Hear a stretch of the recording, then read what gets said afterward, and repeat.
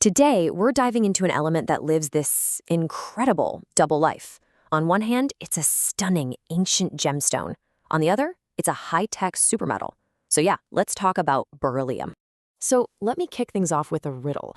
What on earth could possibly connect a priceless emerald, the kind you'd see in a museum, with the crazy advanced mirrors on the James Webb Space Telescope? I mean, one is ancient and beautiful, the other is peering back to the beginning of time. The answer? Well, it's pretty wild. All right, to figure this out, we're not starting in some high-tech lab. Nope, we're going way back, deep inside the Earth, to meet a truly dazzling family of gems. So say hello to the beryl family. And when I say family, I mean it. This isn't just a single type of stone. It's a whole mineral group that, for literally centuries, has produced some of the most famous jewels in the world. Okay, so how does one mineral family produce so many different colors? Well, here's the cool part. In its totally pure form, which is called goshenite, beryl is completely colorless, like clear as glass. The only reason an emerald is green is because of tiny little bits of chromium that snuck in. The blue in aquamarine, the pink in morganite, it's all just these tiny imperfections, these impurities that give an otherwise clear crystal its spectacular color.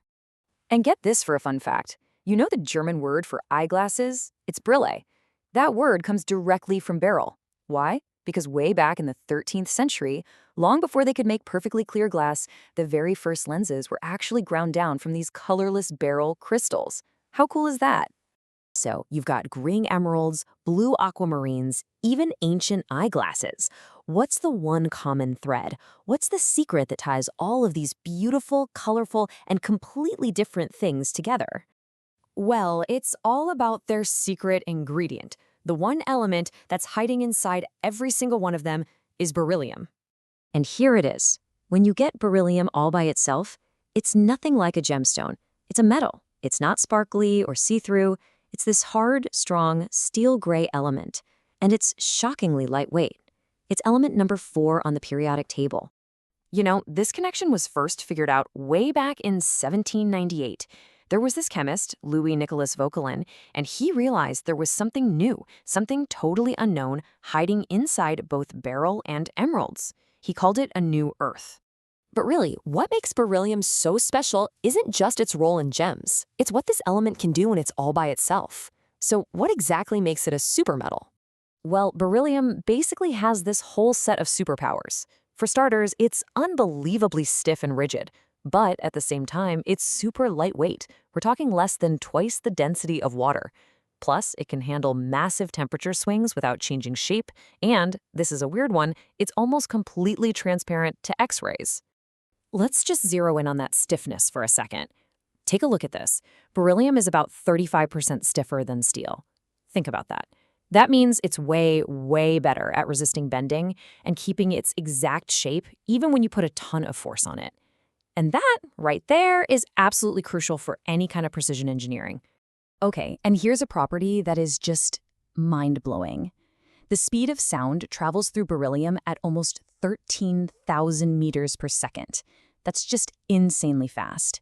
It's all because of that unique combo of being super stiff, but also super light. And believe me, that leads to some very, very cool applications. So all these amazing properties, they aren't just, facts in a textbook. They're the reason beryllium is at the heart of some of our most advanced cutting-edge technology. And that brings us right back to that question I asked at the beginning. The mirrors on the James Webb Telescope, they're made of beryllium plated with gold. Why? Because it's light enough to actually get into space. It's stiff enough to hold a perfect focus across millions of miles. And it doesn't warp or bend in the absolute freezing temperatures out there. And remember how I said it's basically invisible to X-rays? Well, that makes it the perfect material to use as a window in X-ray machines. It lets all those powerful rays shoot right through without getting blocked or absorbed, which means we get much clearer, more precise images. Now check this out. When you mix a little beryllium with copper, you get an alloy that's 6 times stronger than just plain copper. But here's the kicker. It doesn't spark. That might not sound like a big deal, but if you're working around flammable gas, having tools that won't create a spark is quite literally a lifesaver. And that super fast speed of sound we talked about, well, in the audio world, that's huge. It means you can make speaker parts, especially tweeters for high-frequency sounds that can vibrate incredibly fast without getting distorted.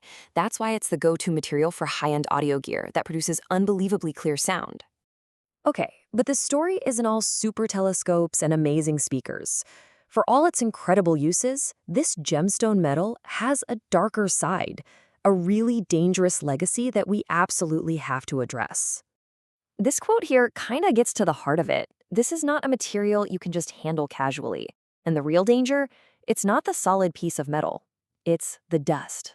See, if you breathe in even tiny amounts of beryllium dust or fumes, it can cause something called berylliosis. This is a really serious chronic lung disease, and it's incurable. Basically, your own immune system gets triggered and starts attacking your lungs, causing permanent scarring and making it harder and harder to breathe. It actually took us a while to figure out just how dangerous this was. The first cases were reported back in the 1930s. Then, during the 40s, it was being used in fluorescent light bulbs, and that led to a huge number of factory workers getting sick. It got so bad that by 1949, they had to completely stop using it in lighting. Today, there's no debate. The science is crystal clear. Beryllium is classified as a Category 1 carcinogen. That means we know for a fact that it can cause cancer in humans. And because of that, there are incredibly strict safety rules for handling it anywhere it's used. So that leaves us with a really tough question, doesn't it? On one side, you have priceless gemstones and telescopes that seeded the beginning of time. On the other, a life-threatening risk. Beryllium is an element of these wild extremes. So the real question is, how do we balance the incredible technological benefits of a material like this with the profound life-threatening dangers that come with it?